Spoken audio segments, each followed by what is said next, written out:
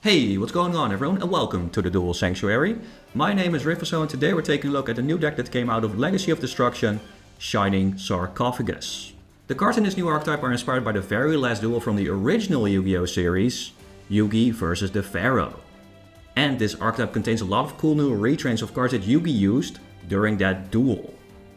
First we're doing a deck profile and in the second part of the video we're taking a look at some basic combos the deck can do to show you what it's capable of. And now, without any further ado... Are you ready for this? That's what we're here to find out, right?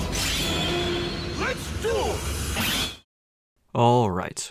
First off, we're playing triple copies of Gadget Trio. This card can, if summoned, search for a Shining Sarcophagus or a spell or trap card that mentions it. And if it's destroyed, it can set a Stronghold, a Hidden Fortress trap card directly from the deck. Gadget Trio is basically the Stratos of the deck. It searches Shining Sarcophagus, and Shining Sarcophagus searches anything really. So we want to maximize our access to Shining Sarc as much as possible, so that's why we're playing 3. Next up is Silent Magician 0. This monster has 3 effects. It increases its level by 1 for every card your opponent draws. For every increased level it gains 500 attack points. And its third effect is when your opponent activates a spell, card or effect, you can negate the activation, and if you do, Silent Magician Zero's level increases by 1.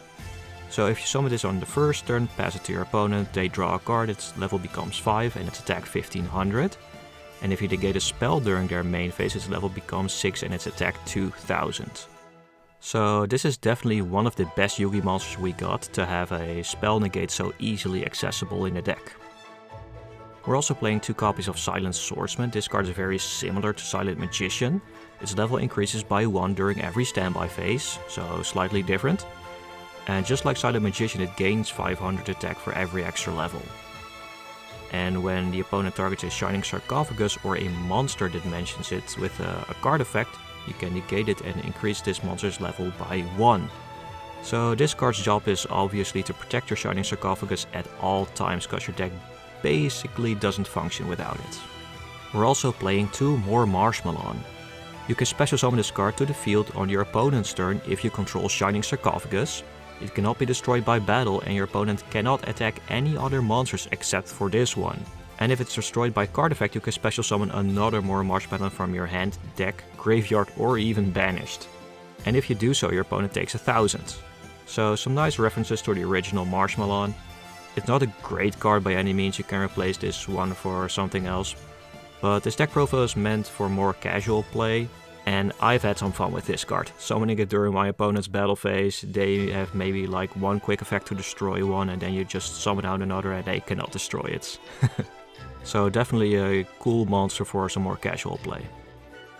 And then, last but certainly not least, Gandora G, the Dragon of Destruction. Gandora is the ultimate boss monster of the deck. You can special summon it if you control Shining Sarcophagus, which we should basically have all the time. And you can pay half your life points to destroy all other cards in the field, and if you do, they get banished. And then after that, it summons a level 7 or lower Shining Sarcophagus monster from the deck, and increases its level by the number of cards that were destroyed. And it also gains 300 attack for every banished card. This card has so many effects, it's absolutely crazy. It wipes the entire board, special summons a monster from the deck and increases its attack. Really helpful to OTK your opponents. So that's it for all these Shining Sarcophagus monsters. Now let's check out the spells and traps. And we're starting of course with triple copies of Shining Sarcophagus, the card that ties everything together. This is a continuous spell that cannot be destroyed by monster effects, so already some built-in protection, really nice.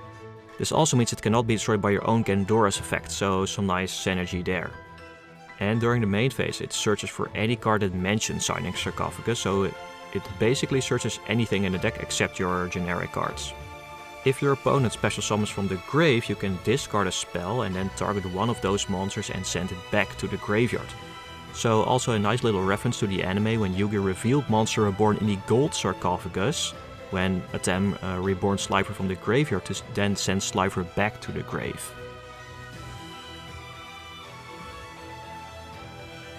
We're also playing the Future Silence Quick Play spell. This card can search for any monster that mentions Shining Sarcophagus, but if you activate it during the battle phase, both players draw until they have 6 cards in their hand. Yet another reference to one of Yugi's cards he was playing in the anime, Card of Sanctity. This card also has synergy with your Silent Magician, because Silent Magician gains a level and 500 attack for every card your opponent draws. So you can use this card to boost up its attack points. Next, another quick play spell, Turn Silence. This spell can increase one of your monsters' level by 3, so another way to boost up your silent monster's attack points. And also, if you chain this card in response to an opponent's monster effect, it negates it, so that's really cool. It also has an effect in the graveyard. If one of your Shining Sarcophagus monsters battles, you can banish this card from the graveyard to immediately end the battle phase. So this card also has Yugi's Electromagnetic Turtle built in. Nice. And the last archetype spell we're playing is 2 copies of Ties That Bind. This card can special summon 2 level 4 or lower Shining Sarcophagus monsters from your hand or deck, if you control Shining Sarcophagus, but you cannot special summon from the extra deck after this card resolves. So that sounds like a major downside obviously, but this archetype doesn't have any extra deck monsters yet, so for now that drawback is not that big a deal. So that's it for the spells. You play 1 trap card, Stronghold, the Hidden Fortress. You can set this card from your deck to the field if your gadget trio is destroyed. This is a trap monster that special summons itself with 0 attack and 2000 defense, and it gains 1000 attack for every Shining Sarcophagus and every monster that mentions it on your field. Okay, that's it for the Yugi cards of the deck.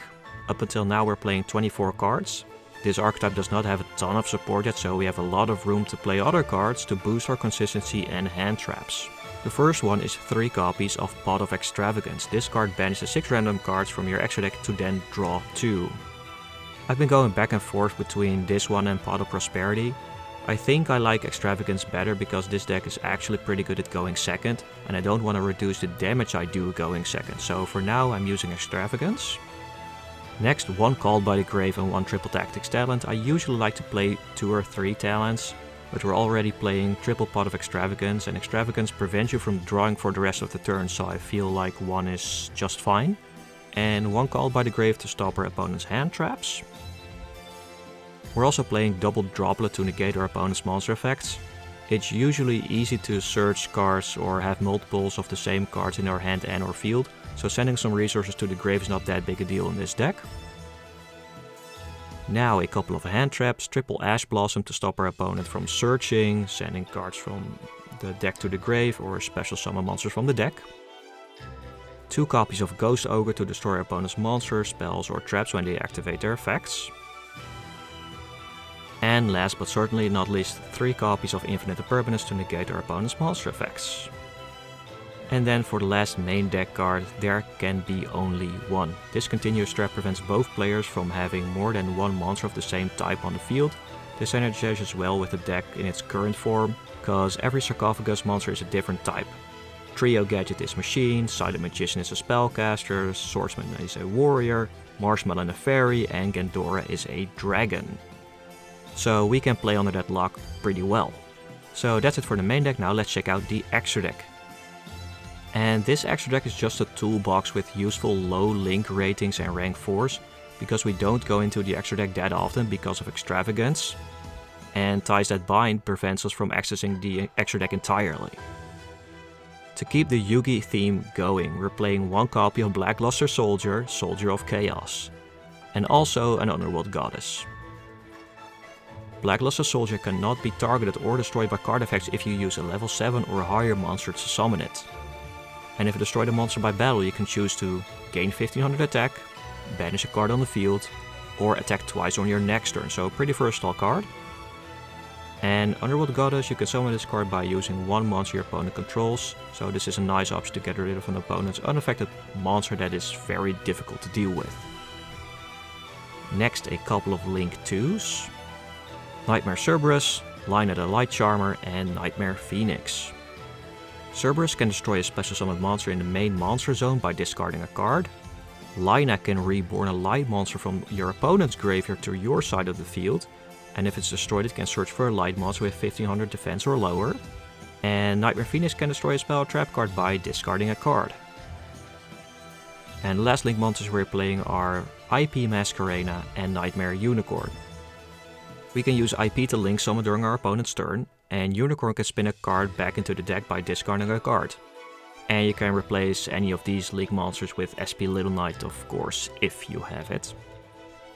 So that's it for the links, now on to the rank 4s.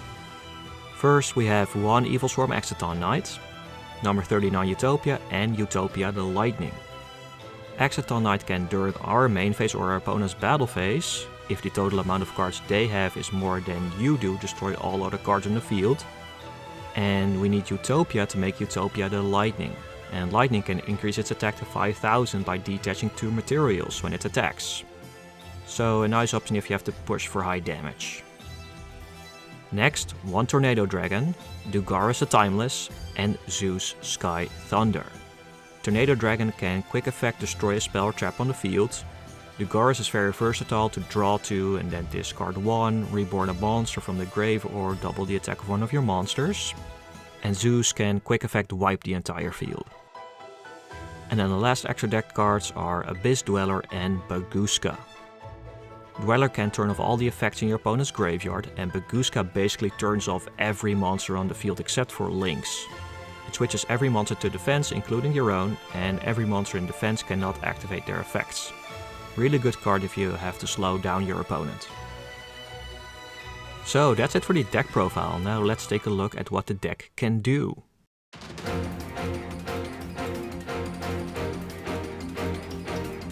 Okay, so we're starting off with the most absolute basic thing this deck can do and should do 80 to 90% out of the time. We are going to use 1 card, our Gadget Trio, to normal summon it and use its effect to search Shining Sarcophagus. And we'll activate it in the center column. Always very important to place the most important card of your deck in the center column. And then we'll use its effect to search for ties that bind and activate it right away to special summon Silent Magician 0 and Silent Swordsman 0 directly from the deck. So this is the most basic thing this deck does. We have Silent Magician 0, which can negate the activation of a spell card. Silent Swordsman 0 can negate any effect that targets a Shining Sarcophagus related card. So that's everything on the field basically. And if you have ties that bind or Shining Sarcophagus already in your hand, you can for example search for a turn silence. This card can negate a monster effect during our opponent's turn and make one of our silent monsters stronger. So now we're passing it to the opponent, and when they start their turn they draw a card. And because of that our Silent Magician gains a level and 500 attack points. Then in their standby phase, Silent Swordsman also gains a level and 500 attack points. And this is the most basic thing the deck should be able to do 80% of the time. Now let's see what we can do with a full random test hand.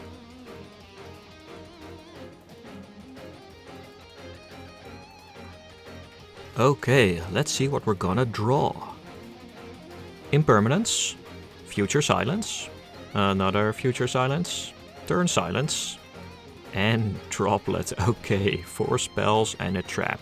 Wow. Okay, let's start off by using Future Silence. Put the rest over here.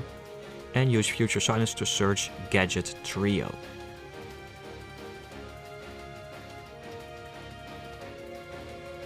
Then use Gadget Trio's effect to search for a Shining Sarcophagus. Then we'll use Sarc to search ties that bind. And we'll use that to special summon Silent Magician 0 and Silent Swordsman 0.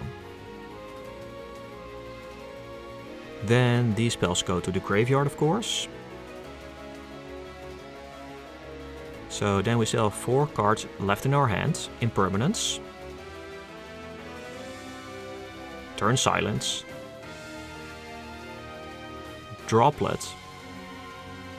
We place these all face down, and Future Silence. We can also place this face down to use during our opponent's turn or keep it in our hand. We are going to set it for now so we can use it to search during our opponent's turn. Let's flip it over actually so we can see what we have when we end our turn.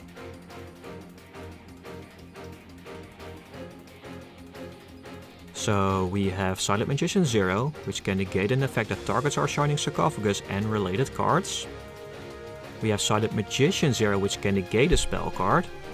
Future Silence to search our deck for a Shining Sarcophagus monster, and if we use it during the battle phase, each player draws until they have 6 cards in their hand. So that would mean that we draw 5 cards in this case. If we would keep a spell card in our hand, we could use Shining Sarcophagus during our opponent's turn to send a special summoned monster from the graveyard back to the graveyard. We can use Droplet to negate multiple monster effects. Turn Silence can also negate a monster effect and raise one of our silent monster's attack points. And lastly, Impermanence can also negate a monster effect, so we have a lot of interaction during our opponent's turn. And yeah, that's it for the deck profile, combo and test hand. Let me know in the comments if you have any suggestions to make this deck even better, and have a great day. See you later.